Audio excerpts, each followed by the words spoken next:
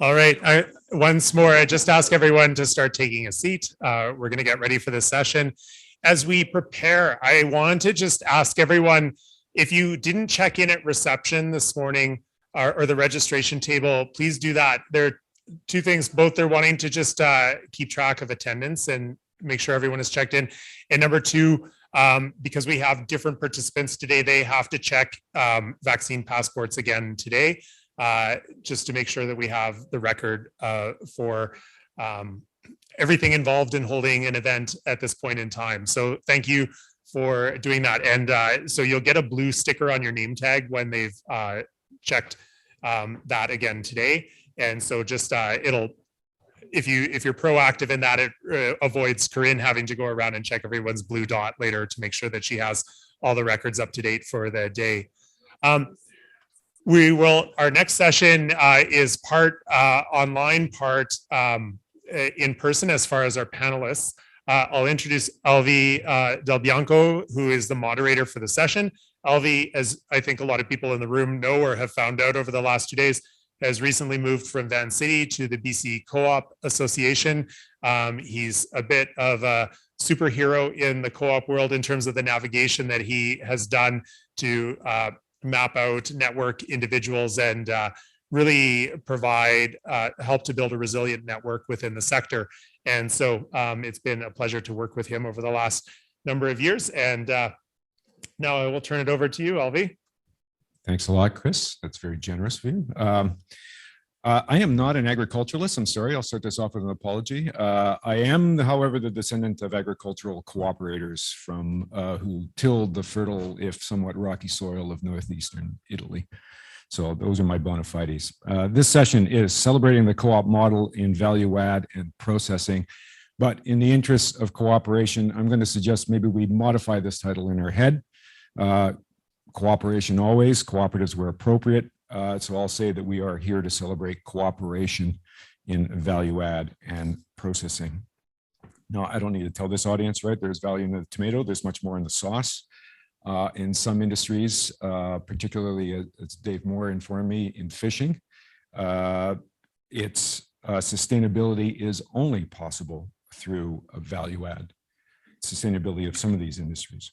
Capturing as much of that value as possible means developing infrastructure, efficiencies, and scale. And I think the trick is doing that without losing sight of the producer, to reward the labor of the producer to the fullest extent possible. I'm going to turn it over to our colleague, Simona, in just a second, but I do like to employ metaphors as often as possible. And the bee is a symbol that's often used in cooperative circles for obvious reasons. Just last night, I saw a program of about a bee colony that was invaded by hornets. To deal with the problem, the bees teamed up, swarmed the invader, formed a ball around it, started vibrating their wings, generated heat inside the ball, and effectively cooked the intruder to death. So I don't know if there's a market for hornet jerky or something like that, but I think it does prove out the benefit of cooperation. So we're going to explore how collaboration, cooperation can serve value add and processing via vertical integration, quality assurance, identifying niche markets, streamlining logistics and tech development. And to start, I'm going to turn the mic over virtually to Simona Caselli. Some of you were here yesterday to hear her talk. We don't have time to get into her extensive bio. I encourage you to look online. She is the head of European Affairs of Lega Coop Agroalimentari and the commercial director for the Cooperative Financial Consortium for Development. Hello, everyone. Hello, Elvi. It's a pleasure to be with you today again.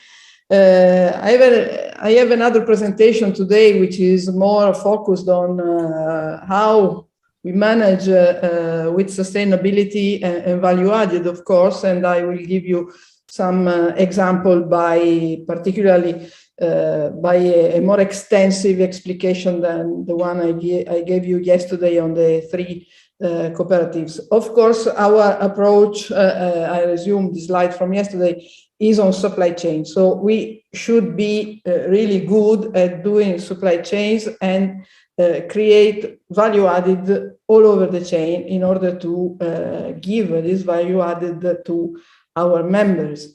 Of course, we have to be sustainable because we are intergenerational, as we said, and particularly because we need to consider how the society, the citizens, ask us to be.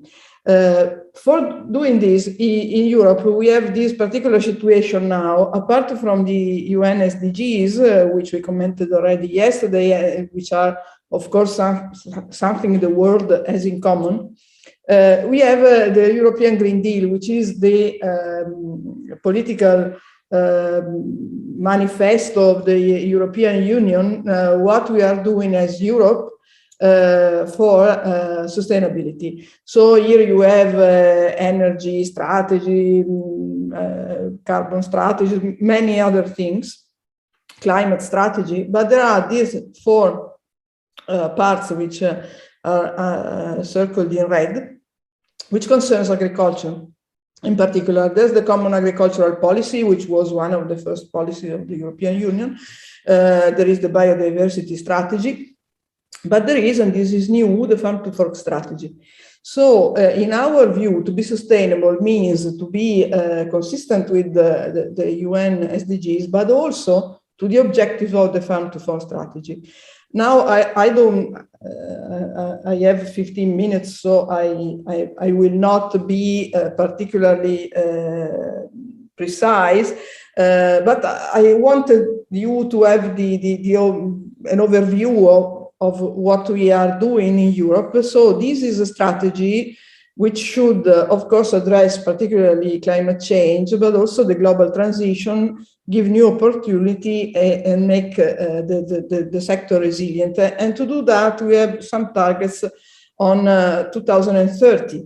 Of course, one of the goals of cooperative is to be virtuous, so being probably quicker in obtaining this objective, because these can give us some advantages on the market also, too, and in the dialogue with the society, with citizens, and so on. So these are the goals given by the European Union, so we must consider this our goal. So there is the reduction of 50% of the chemical pesticides, the reduce of nutrient losses by 50% and the reduce of fertilizer by 20%, the reduce of the use of antimicrobials for farmed animals by 50%, and achieve at least 25% of organic farming land all over Europe. Consider now it's around 8, this number, so it means triple the present situation. To give you some ideas, the action are use of pesticide directive, plant protection, a plan for organic, because all that objectives are to be translated into 25 laws. Many of them has already been done. And of course, integrated nutrient management. But there's also a part of food production concerning livestock, of course, animal welfare, feed additives, competition rules. So that's why we must consider this farm to fork strategy. In the fact, it is an overall strategy. It is holistic because it considers not only the agricultural part, which is this one, the red one, but it considers also transformation, logistics, distribution. It considers the consumer's activity, and it considers also the food waste, giving a lot of possibilities and a lot of objectives inside. So a corporate governance framework has been already developed. There is a responsible business and marketing conduct which is already in place, and marketing standards and nutrient profiles. There's a great job on sustainable diet, which passes from what we made in the front label or many other things, the promotion programs. And there is a part on reducing food waste. All these goals on sustainability, the European Union is going to put also into the free trade agreement. For example, the CETA agreement with Canada, which is probably one of the first agreements that is to be implemented with these goals, of course, with both the view of Canada and the European Union. So when we arrive to the cooperative level, we should, of course, design our strategies at the cooperative level, and also our communication, the way we report what we are doing to the people this way. So I give you 3 quick examples. Of course, the slides are many more, but I will go quickly. And Elvi, give me the time if I get lost. The first example is Gran Latte, the Granarolo Group. This Granarolo Group is a huge one. There's the cooperative Gran Latte controlling Granarolo Group, which has lots of activities all over the world. In Italy, producers, the members of Gran Latte are scattered all over Italy, as you can see. With the concentration, of course, in Emilia-Romagna and Lombardia, but it's a very important part, and the members are 633. These are the production plants all over Italy, but also all over the world, because Granarolo has some plants and producer or activities all over the world.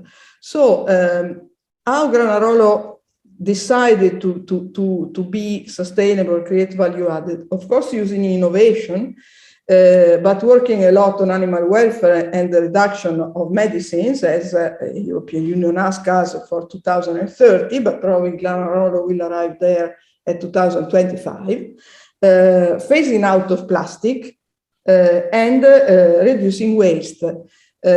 So all the objectives have been designed involving the whole value chain, so agriculture and farming, so the producing part, but also the procurement, the transformation and packaging, the innovation and marketing, the distribution, the consumers and community, and the product end of life circle, because in a direct activity, there's a lot of product that comes back, of course, when it goes out of date. And this is the way Granarolo plans its activity. So as you can see, this is agriculture and farming, the first step we saw.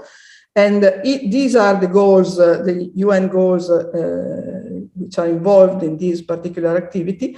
And here are the objectives: reduction of fertilizer, reduction of farm environmental impact, animal welfare, rational drug use. And this is transformed in projects made together with member farmers. And seminars, activities, but particularly project made by the cooperative for all the member farmers. Then there's the procurement. These are the UN goals involved. So milk collection, ingredient supply, and here are, you can see the objective we decided to give ourselves. This is transformation and packaging. This is very important because we are going from plastic to paper in order to avoid the use of plastic, lower it, and obtain a carbon neutrality by 2025, and reduce the emission connected to climate change. Innovation and marketing. Here, there are some new products which have particularly diet characteristic, or which are particularly low in salt, sugar, fat, what the OMA, the World Health Organization tell us continuously. The part on distribution, so how we can avoid fossil fuels, and in general, how we can organize these, and these are all the objectives. And of course, consumers and community. So you can see here how many UN goals are involved. So there are projects with Africa, also the Human Milk Bank, but also education and many other activity we are doing for the community. And there's there is the great theme of food waste, and we are addressing it, expanding physical outlets, providing online information on waste reduction, and systematic donation to local charities in order to avoid the waste of food, because it's really impossible to bear the waste of food. Then quickly, Apofruit. Apofruit is another cooperative which was born in February 60, after an historical period of deep changes. Apofruit now is a cooperative with 3,200 producer partner, an enormous production, a turnover of 237 million euros, 11 production warehouses and so on. This is the turnover they have with all the type of products, as you can see, apples and all the rest. The strategy, even in this case, is to develop organic production, of course, but in general is a strategy which is connected to the objective of the farm to fork strategy. So we work on innovation, on specialized technician staff, and committing ourselves to a better sustainability. This is the organization all over the country for them too. And now we are developing a huge project on precision farming, which is not new, but it's difficult to make available for all these thousands of members. And of course, the challenge of the cooperative is this. Create this kind of relationship and make the farmers protagonist with this weather station, with all these new systems, weather station in not standard conditions also, and integrating all the data in a platform, and a platform that can be easy to use for the single farmers. And the other part of the job is to work on soil characteristics, for example. That one was on climate, but this in particular is to the kind of soil we have in order to have the best soil for every crop. And these are some results we obtain, so on water saving, on main management of soil analyzing, and optimizing the fertilization plans. So it's another way that shows how together in a cooperative we can improve quality, quantity, and at the end of the day create value added. So these are some data. I will leave you the slides, of course, so I don't comment further. I go to the next example, and I finish with this, which is Progeo with precision livestock farming. This is another case of a complex system that only the cooperative can provide for the members. These are the promises: be more efficient, reduce pathology, give more animal welfare, complete traceability, and many others. So the concept is One Health. This slide I showed you yesterday. What we did exactly, they built this farming big data system, and also in this case the project is a cooperative project, so all the members of the cooperative can use this. It's simple, it can be used by the farmer, and there is a system of big data provided by the cooperative.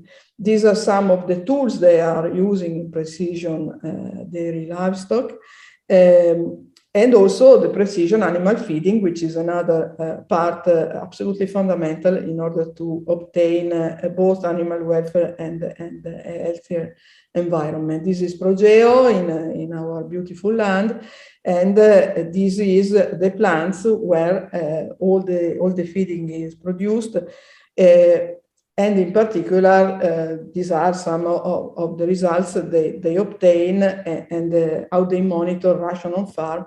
And this is another example on which technology goes together with sustainability and value added. But all these cases have in common, we need lots of innovation, and considering many farmers are small farmers, only the cooperative can provide this.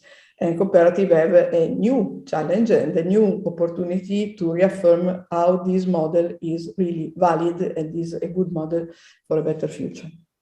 Thank you.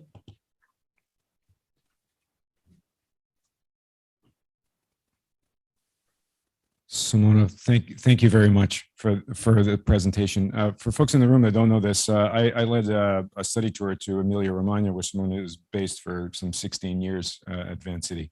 It's a tough job. Somebody has to do it, and the person was me.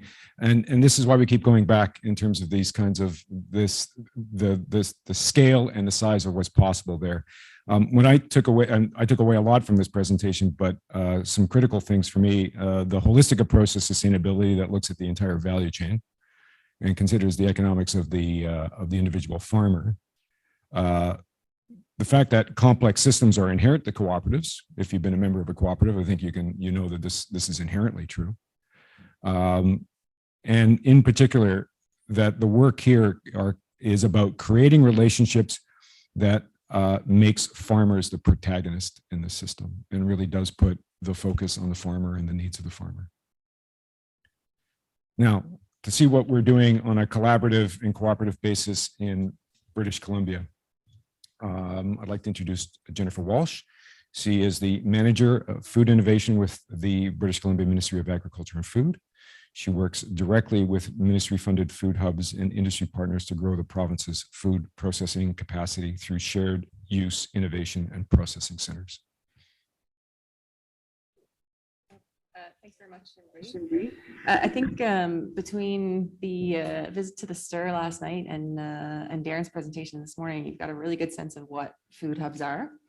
So I'm going to talk a little bit more about our food hub network, and I've got a really exciting video in the middle, so I'm really pumped to share that with you guys to actually show what a food hub means to a community and to producers.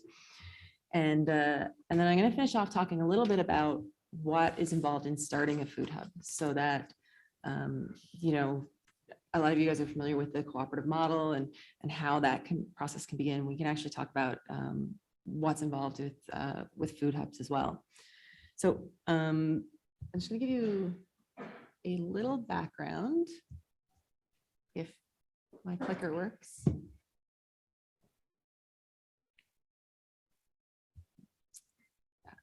There we go. All right. So back in 2018, the ministry commissioned a province-wide survey that was looking at the needs, challenges, opportunities for the BC food and beverage processing sector, and then also for people who are looking to enter this sector. And what we found out was that there's a ton of issues with accessing processing equipment, facilities, infrastructure, capital, of course, and then other financial supports. And then as well, there was really a need for training opportunities, education, business development supports, and consultation services. And so out of this, our minister, Lana Popham, had this vision of a regional hub network that could provide these services, help BC food and beverage processors develop their products locally, increase their value. And she saw it as a way to offer British Columbians to get more involved in this food processing sector, and also to help connect communities more with the food. So really just helping these businesses commercialize, helping them grow in the communities that they're based in.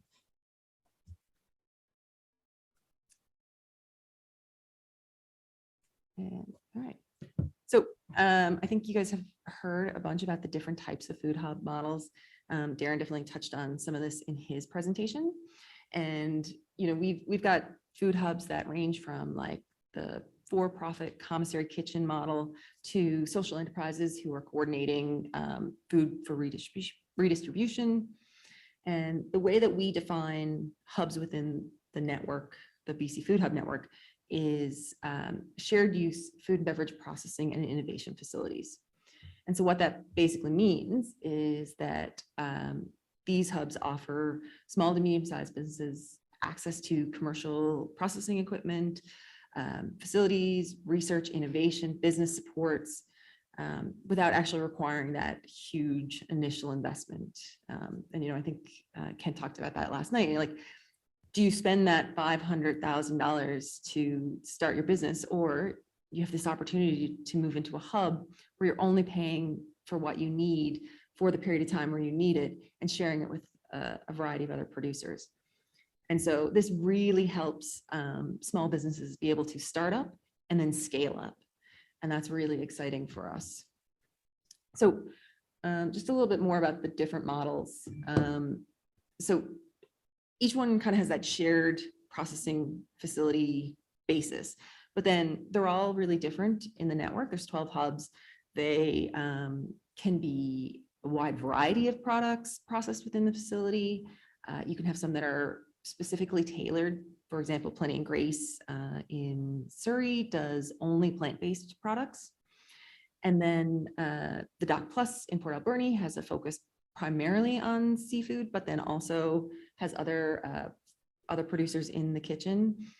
And it really depends on what is required in the region. So it's a collaboration between your multiple partners in the community. So you've got post-secondary institutions involved, and you've got grocery and restaurants, you've got your farmers, your processors, community support groups, your regional economic development associations.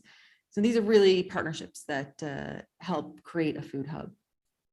And so you can see in the graphic, like the connection across the province. And that's really what we wanted, was to help connect producers all over British Columbia to be able to access these services and create their products in the environment, in the region where they live. And so one other thing I would like to note, and I think Darren really highlighted that, was that there are so many food hubs across the province, and there are 12 within our network, but there are many others that exist, and we encourage people who are interested in getting involved in a food hub to try and find the ones that in their areas, whether they're in our network or not. And so this is just a little list of all the hubs within our network. So there's 12 operating right now. Some are still in construction and development, and we expect by the end of this year that all will be fully operational. And it is spread out quite a bit across the province, which is exciting to see. So I kind of touched on this a little bit, but I think it's worth repeating that food hubs really create this opportunity for food processors in the province to create more local food. And so they actually can create opportunities that wouldn't have existed. And I think, Ken touches this too, like this opportunity to have access to HACCP-ready facilities, those extra certifications that are required to get into places like some of the institutional buyers that Christina spoke about. Food hubs that actually can help these small businesses be able to overcome some of those challenges that would be impossible for them to do on their own. So that's really pretty exciting. One of the stories I love out of the food hubs is Effingham Oysters in the Doc Plus. And they, Micah and his partner Victoria, were telling us that, back before the food hub opened, they used to have to commute from Port Alberni to Richmond to process their oysters. So that's like getting up at 3 a.m. and getting to the ferry at 5 and getting the process, and then out to the airport, and then across to Victoria, and then deliver there, and then back up. And it's, a like 20-hour day basically. And their commute now to process their product has gone from hours and hours to like about a minute to cross the wharf. So when you think about the opportunity that provides you, if you as a producer had like hours and hours of your day back to be able to focus on your business and business development and innovation, like what could you do with that? There's so many opportunities. So I think, they're a great example of one of those success stories that have come out of the hub, and they've actually created an online seafood portal. So you can actually buy online, and they distribute through the island and I think throughout the lower mainland as well. And so the food hubs really create connections between the processors and these resources. So some of it's really basic stuff, like particularly for companies that are just starting up, like how do I get a business license, or how do I access some of these interesting food distribution networks like getting into the Cisco's or getting into PSIs, or how do I get staff who can work in food processing? And so there's been training programs coming out of the hubs. So all of that to say that it also helps then, all of this work helps to actually increase food security within the individual communities. And I mean, I think, we've all seen that firsthand this year, the impact that being cut off from food supplies can have. So being able to actually process and keep food in a community is an incredible opportunity. And so with that, I think, I could yammer on forever about how amazing food hubs are, but I think that I would really like to show you what a food hub can actually be for a community. So hopefully this will.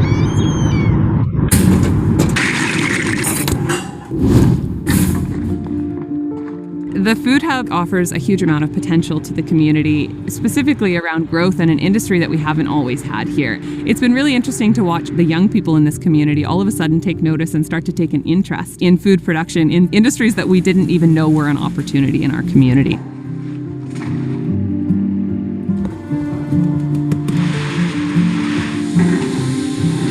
The Food Hub will provide you with the great foundation for your business. It will give you a network that you can rely on. It will open up doors for you that will be there for a long time, because everyone that you will be surrounded by will be just as passionate about your product and about your business as you are. It's an incredible opportunity for people to come in and be able to produce what they want, the product that they're passionate about, without really any barriers equipment-wise. That's a huge opportunity, and we hope to see more unique products coming out of the community. Our Food Hub, even though it used to be a fish plant, it's no longer just about seafood. It's beyond that. It's fresh hummus, it's soups, it's collaborations of people, and we want to give our community the taste of our valley. I think that anytime you get a number of small startup, enthusiastic, motivated business entrepreneurs together, you're going to see that innovation, and you're going to see them come together and see how their products can be linked. An opportunity came with the province, the Port Authority, the businesses that had come together, and the city all worked really closely to transform this building into what you see today. It's really incredible to see what it used to look like, and now to walk through that building and see the technology that exists there, and just the diversity of products being produced now. The facility, the walls were here, but there was no life inside it. It was not operational from 2011 till 2020.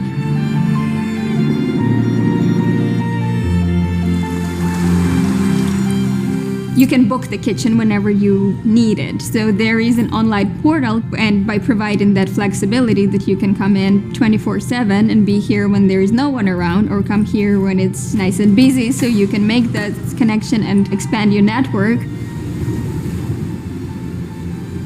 I like to measure the progress, and by seeing the progress of others, it fills your heart with such pride. We don't know exactly what will come, but it's exciting to kind of watch these businesses grow and see what their needs are, and see how as a city we can be a part of them.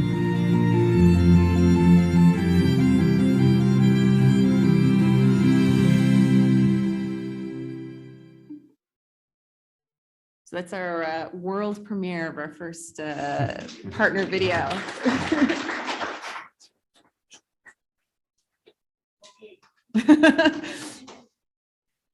So, we talk a little bit about the idea of how food hubs reflect a lot of the cooperative ideals, because there is a lot of that collaboration. And I wanted to include this slide, and I think I included this in my webinar presentation as well, because I think it's important to state that a lot of the same principles apply. So we are really concerned with the food hubs being able to empower the entrepreneurs that work within the hubs, allow them to meet their goals, and help strengthen the long-term sustainability of the food processing sector. So Christina, I think when she was chatting, talked about the ways that co-ops can help small-scale producers access institutional partners, and a lot of those same ideas apply to food hubs. They really do support each other across different areas, whether it's helping with sourcing or getting together to create training opportunities, or even just that idea sharing, like Kate said in the video, you know, that idea that you can come to a hub when it's really happening, there's lots of people around, and you can chat about your product and think about like, oh, well, oh, you got your product from, you got source material from these guys. Oh, great. Thanks for sharing that information. It really is supportive to help all of the businesses grow. We are not competing against each other in the industry. We will all of us succeed when we work together and support the food processing sector. And so with that, I think I'd like to talk a little bit about some of the things to consider when you're starting a food hub. So Darren touched on a few of these points, but I'd like to go into a little more detail.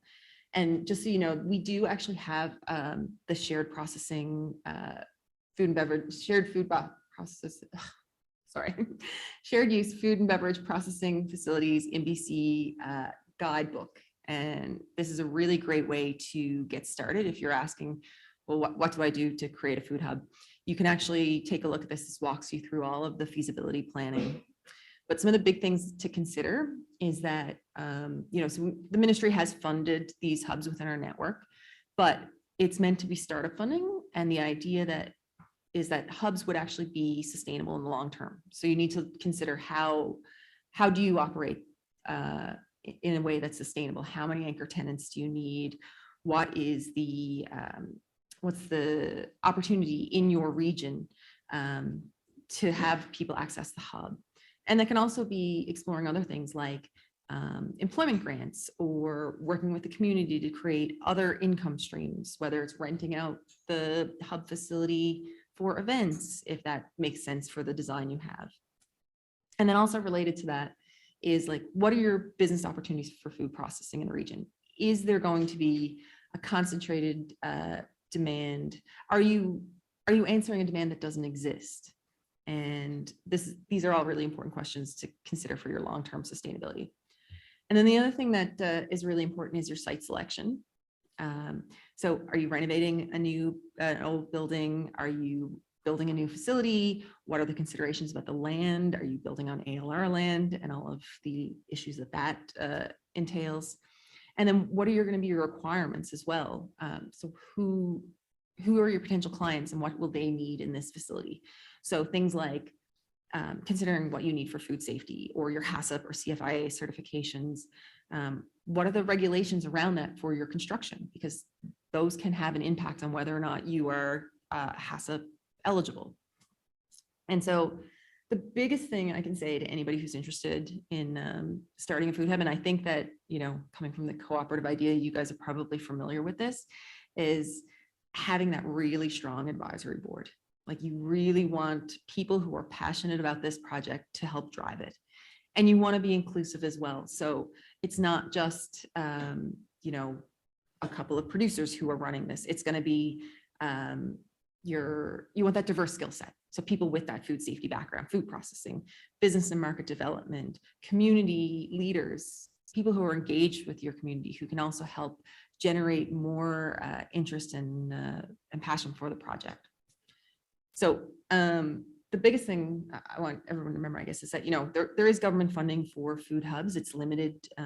We do a call for it, but the biggest thing is, can you build a strong business case for it, regardless of whether or not you're getting government funding? And that's, I think, what makes sense to be able to answer that question and see if it makes sense to have a food hub in your area. And so, as I mentioned, we've got the guide. That's a really great starting point. With the ministry, I do tons of presentations to groups who are talking about food hubs and being interested in starting one, and can help walk you through the process. And so I'm happy to chat with anybody while we're here over the next day, or you can reach out to me, and you can see our emails there. You can check out our website. There's a lot more information there as well. And happy to answer any questions. Thanks very much, Jennifer. What did this non-agriculturist take away from this presentation? A lot of stuff. One, and I think there's a really strong alignment for the way we operate in the cooperative space. that this is a means of overcoming challenges that cannot be resolved individually, right? I mean, that's where we all start in our space. Reducing the cost barrier to entry, right? Critical. This, again, really important, connecting people and institutions, right? This is often lies beyond the capacity of individuals to do. And in particular, this idea of the regional hubs having some kind of local kind of character or some kind of focus, that it's not a one size fits, it's not a cookie cutter kind of approach. And, so it's tied to the needs and capacities locally that are reflected in the demands, I guess, that are reflected in that hub. And I think that is a give and take kind of process, right? I mean, not everybody's needs are going to be met in every single region of the province, right? In some cases, they may fall aside from some of that, right? Yeah. Thank you very much. Now, I'll turn it over to you and your questions for our presenters. Who has a question?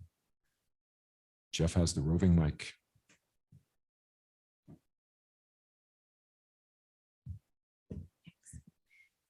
My head's so full, but one of the things I'm sitting with is so the hubs in BC that you've described are tenant oriented, and the cooperatives in Italy are member oriented and driven. So we've got, cooperation supporting tenants to kind of use a space, and then we've got ownership of those same folks potentially in the Italy model. So I think it's a both and. Obviously, we need lots of different models for different situations, but I'm kind of sitting with, if I'm in a community, how do I know what ownership structure is best for me? And when is it time for some of the local hubs to start to think about embedding cooperation in their governance structure through an actual co-op? Big question. Yeah. And I think actually I should have mentioned this. We do actually have, I think 4 of our food hubs in the room with some of their staff and members.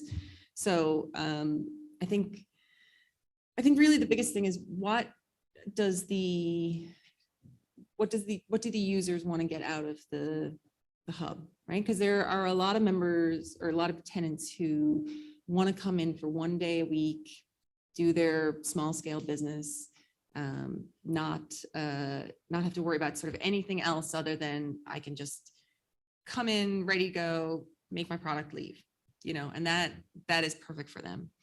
There are definitely going to be other clients who want to have more input on what is happening in the hub. And I think we'll see as the network develops out a bit more and as these hubs go into their second and third year, how they'll evolve based on what is required by their tenants.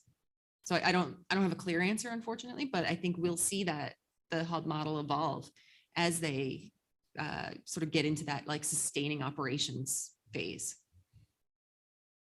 And I mean, I don't know, I welcome any of the hub operators to jump in if they have any thoughts on that as well.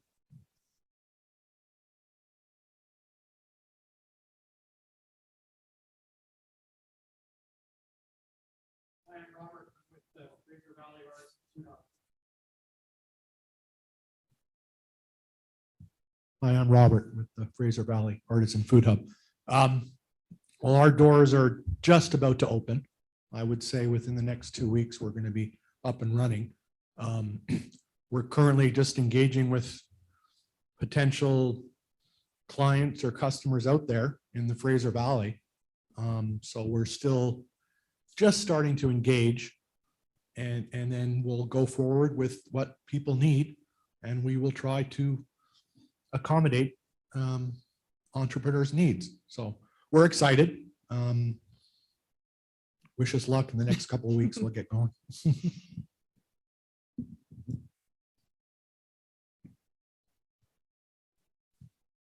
Hi, I'm Tish. I'm with Kitchen Connect out of Victoria. We're hoping to open sometime in late summer. And but I'm already hearing things from potential clients and around the food hub table when we meet as food hubs about how the hubs can work together, how we can, and our tenants are saying, are you going to do distribution and things like that? So I'm wondering at the food hub network level, how we're going to interact ongoing and in a sustainable way. So. Well, and that is one of the things we're working on too, is that building out the network, because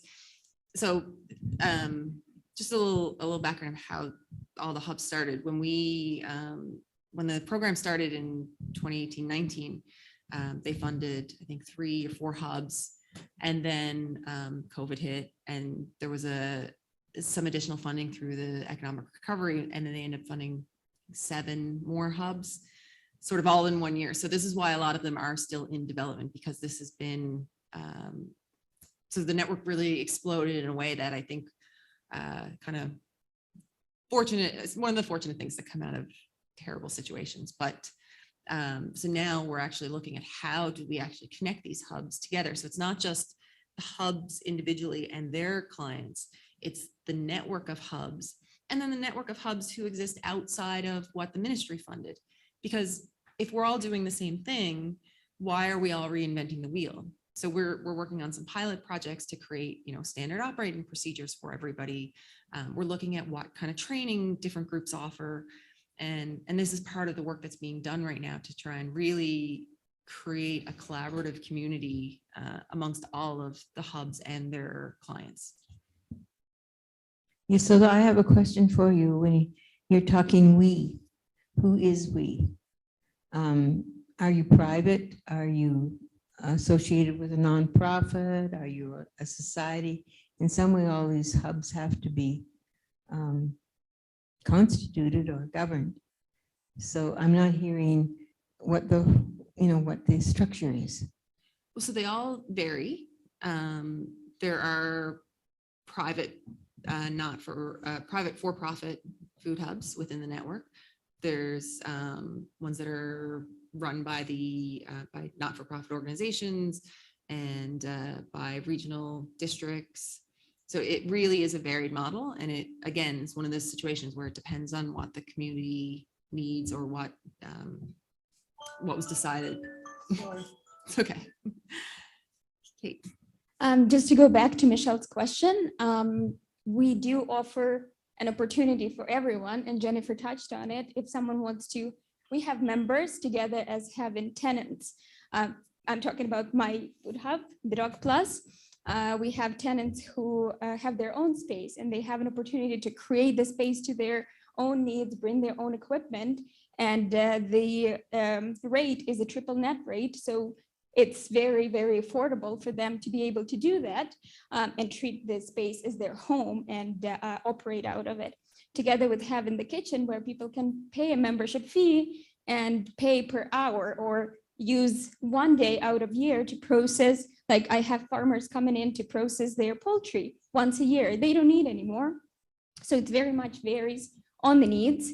For the Food Hub network, just to connect to the connection of us, I have visited recently some of the food hubs, and one of them being Plenty and Grace, and they have some people who would like to create their product. They help a lot with research and development, and they're based on the island. So instead of having them go to Surrey and use the resources of Plenty and Grace, we offered our facility for them that is located on the island. And if we had some sort of a committee or a forum that would be available to all as we grow and expand, I think it would add value to our communication and further collaborations. And just as another example, Kitchen Connect is an initiative of the Victoria Community Food Hub Society, which is a charity. So we have a number of programs, and one of our new markets, and we talk about cooperation, and because there is new markets and larger markets like the institution. So there's lots of market share out there. We don't need to compete. So we're looking at getting into institutions as new markets. We also work with the food rescue that is in the premises where our food hub's going to be built. So we see lots of potential collaborations and possibilities around food rescue and local produce to feed our most vulnerable populations. And we're already doing that through our Farm Bucks program, which is donated money that goes to the charities so that they can purchase local food from the South Island Farm Hub, which is our aggregation and distribution. So there's plenty of wonderful things and opportunities in all the food hubs. I think I'll just jump in here and something about this idea that's just been thrown around in terms of the food hubs themselves and how that might, what kind of relationship might be formalized by doing something like that. I don't want to, I try not, I advocate for co-ops. I try not to proselytize for co-ops. In my work, and I'm sorry if you've heard this joke already, I spend about half my time talking people into the co-op model and the other half talking them out, really depending on a number of factors, like do they have a community? Do they have a common cause in that community? If they answer no to those things, and then they'd be better off pursuing some other kind of structure. But the model here in British Columbia is extraordinarily flexible. It allows for cooperatives of individuals, cooperative of organizations, or even both, if that's what's desired. And so if the hubs have that's the community, if there's a kind of common need that is facing that community, then this should be something that is considered, even if it's not ultimately pursued.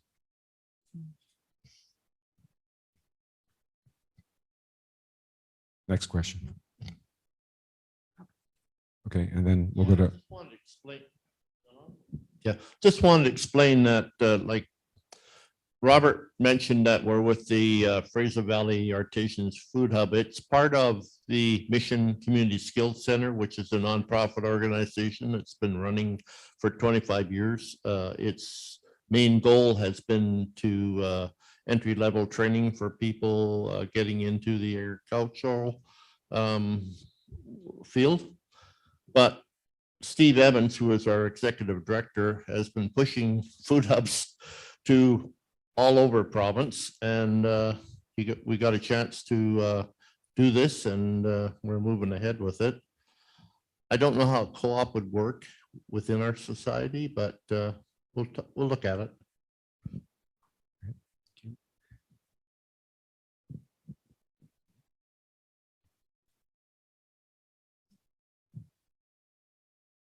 I guess I'm a little bit invisible here as I stand up. Oh, that talking about co-ops among people, cooperation, or one of the biggest things you should be cooperating with is the earth. It'll stop giving if you don't take care of it. And it's happening in a lot of places, and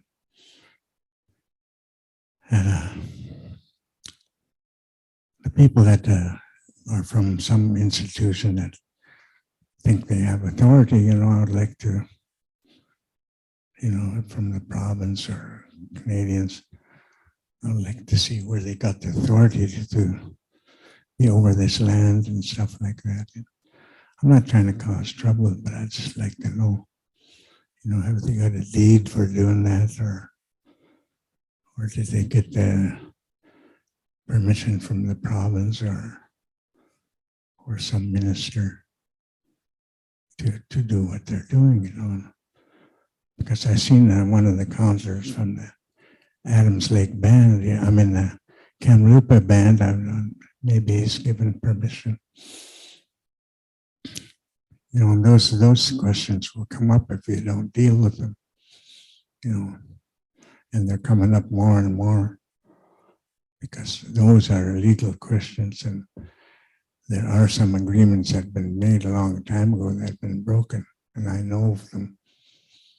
And all they try and do, and it causes problems when we remind people to tell the truth, but it shouldn't, because I'm just trying to get the truth out of the province or study what's on that British Columbia flag, there's actually two flags on it.